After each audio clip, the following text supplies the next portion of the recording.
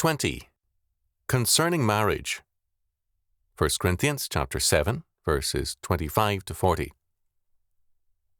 Now, concerning virgins, I have no commandment of the Lord, yet I give my judgment, as one that hath obtained mercy of the Lord, to be faithful. I suppose, therefore, that this is good for the present distress. I say that it is good for a man so to be. Art thou bound unto a wife? Seek not to be loosed. Art thou loosed from a wife? Seek not a wife. But, and if thou marry, thou hast not sinned, and if a virgin marry, she hath not sinned. Nevertheless, such shall have trouble in the flesh, but I spare you. But this I say, brethren, the time is short. It remaineth that both they that have wives be as though they had none, and they that weep as though they wept not, and they that rejoice as though they rejoiced not, and they that buy as though they possessed not, and they that use this world as not abusing it, for the fashion of this world passeth away. But I would have you without carefulness. He that is unmarried careth for the things that belong to the Lord, how he may please the Lord. But he that is married careth for the things that are of the world, how he may please his wife. There is difference also between a wife and a virgin. The unmarried woman careth for the things of the Lord, that she may be holy both in body and in spirit. But she that is married careth for the things of the world, how she may please her husband. And this I speak for your own profit, not that I may cast a snare upon you, but for that which is comely, and that ye may attend upon the Lord without distraction. But if any think that he behaveth himself uncomely toward his virgin, if she pass the flower of her age and need so require, let him do what he will, he sinneth not, let them marry. Nevertheless, he that standeth steadfast in his heart, having no necessity, but hath power over his own will, and hath so decreed in his heart that he will keep his virgin, doeth well. So then, he that giveth her in marriage doeth well, but he that giveth her not in marriage doeth better. The wife is bound by the law as long as her husband liveth, but if her husband be dead, she is at liberty to be married to whom she will, only in the Lord. But she is happier if she so abide after my judgment, and I think also that I have the Spirit of God. As we have seen, Paul's letter to the Corinthians is a most remarkable document. The problem, very early, as it had been in Israel and Judea, and it has been over the centuries within the church, is the strange doctrine to which the Middle Ages gave a favourable name, donum super additum. That man's life is a good and a rich and a fine one. Man is fine as he is, but he needs something more, and this breaks apart. What this means is that the faith has been reduced to salvation from hell for heaven, not a way of life here and now, not the kingdom of God, not a faith that commands every area of life and thought.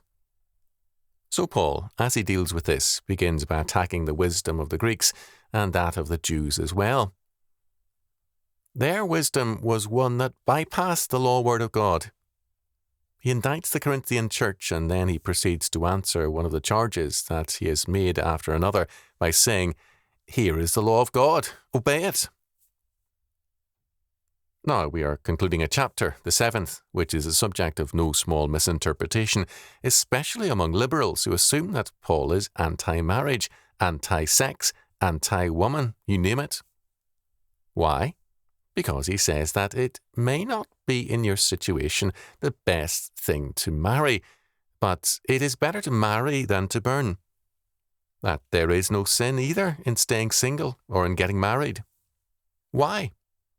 And this is the context that is usually overlooked. Verse 26. I suppose, therefore, that this is good for the present distress. This is the key phrase that conditions everything in Corinthians. They were facing a potential persecution, potential death. It was very near. Now, history says nothing about such a thing having taken place, but that means nothing. A great deal in history is not in the history books. Many persecutions went unrecorded, especially those that were local ones, as apparently this was going to be, because Paul in no other epistle gives such counsel for the present distress. Paul, in verse 25 concerning virgins, is responding to a specific question raised by the Jewish members of the Corinthian church. The congregation had been formed in the home of Justus, whose house was next to the synagogue. The Christians in the synagogue had left to form the new congregation under Paul, Acts chapter 18, verses 7 and 8. Paul had apparently given his counsel on marriage during a crisis of persecution, verse 26 earlier. And now the Jewish believers ask, but what about virgins? God's law makes clear that virginity is required prior to marriage, but what about the virgins in the church who may be deprived of an opportunity to marry because of the coming distress? For Jews, permanent celibacy was not desirable. The goal in life, unless one had a special calling otherwise, was marriage. Premarital chastity was prized, as was marriage, and the goal of chastity was honourable marriage. The Corinthians apparently had some hint of Paul's counsel, and so the question of virgins was raised. Should virgins be actually deprived of the privilege of marriage? Paul at once tells them that God has given no commandment in the matter of whether or not, when facing persecution and death, marriages should be made. He has no commandment, but he does have a godly judgment, he believes. He is speaking on his own, but he says, I believe I have the Spirit of God. God's mercy has enabled Paul to be faithful to his law word, and Paul gives a godly judgment. Verse 25. There is no sin, he makes clear, in marrying, nor in remaining single. It is not a matter of sin, but rather for thoughtful judgment. Either course must be made a matter of prayer and thought. Can one remain single without temptations? If married, one should be content with marriage. If single, and able to remain single, well and good. Verses 26 to 28. The matter is not a moral question, but a personal one. The time, Paul says, is short. Now, that is like a red flag to many people. Some see verses 29 to 30 as referring to the second coming. This is nonsense. Paul would not have spoken of it as a time of distress, nor would he have limited his warning to the Corinthians. It would have been a warning to all believers everywhere, but it is not a warning. It has nothing to do with the second coming. It is a wild misreading to so interpret it. The Corinthians' focus had to be on Christ, not on themselves. Could they better be faithful married or single? In either case, their priority must be faithfulness to their Lord, in terms of which their marriage would be of small account. The world and the fashion thereof is passing away, verse 31, and they may soon be martyred. Paul's goal is that they be without anxiety, verse 32 following, which may be easier for most if they are unmarried. Paul does not express a moral preference for either marriage or virginity. Rather, he calls attention to the problems they potentially face. The focus of a married woman's life is, quite logically, her husband, whereas the unmarried woman will care more for the things of the Lord. Verse 34. How can they best face the necessity of a brutal testing by persecution if burdened by concern for a spouse? We have no record of such a persecution, but that means little. Our records of the early church are definitely incomplete. As a young man, I was told of a massacre of Armenians in a remote area prior to the general massacres of 1915. This event was unrecorded, and here it is in this century. But it is no less real.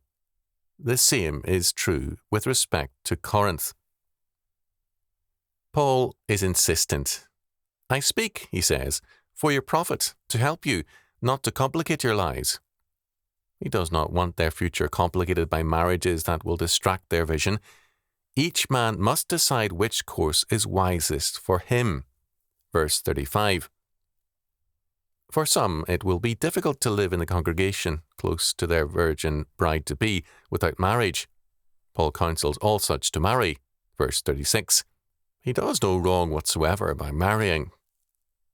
He who can remain single, hoping to survive the coming distress, and can do so without temptation, sexual temptation, doeth well. Verse 37. Both those who marry and those who remain single are in the Lord by so doing. Paul in verses 37 and 38 speaks not of the groom, but of the father of the bride, who has a part in the matter. By keeping his daughter unmarried, he doeth well, sparing her great grief. In fact, his course is perhaps the, quote, better, end quote, one, not morally, but practically.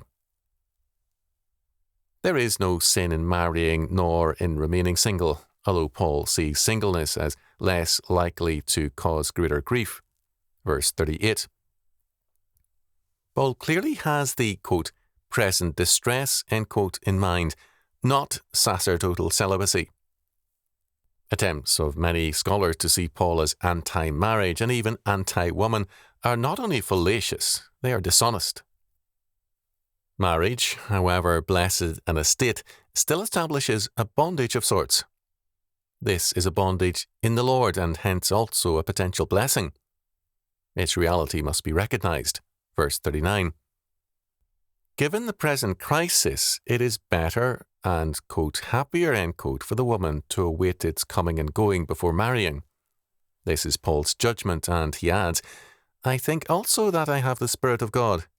Verse 40. What Paul says in 1 Corinthians 7 is not a doctrine of marriage, but rather devout counsel to those contemplating marriage in a crisis.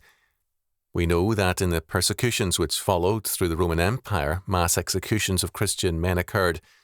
Women were raped and executed, and virgins sentenced to serve in houses of prostitution. The Roman love of cruelty and brutality was given free expression against Christians. It is ironic that in my lifetime, those documented accounts of martyrdom are now called myths. And somehow all the deaths in the Roman arena about which books were written somehow were of people other than Christians.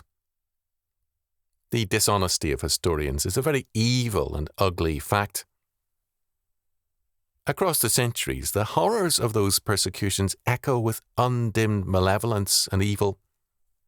Paul's counsel could not undo the coming horror. It was intended to minimize it. Our faith requires us at times to undergo grim trials. Paul's counsel was intended to minimize the horrors. Paul spoke as a man much persecuted and tortured out of love for the Corinthian believers. To see his counsel in any other light is contemptible.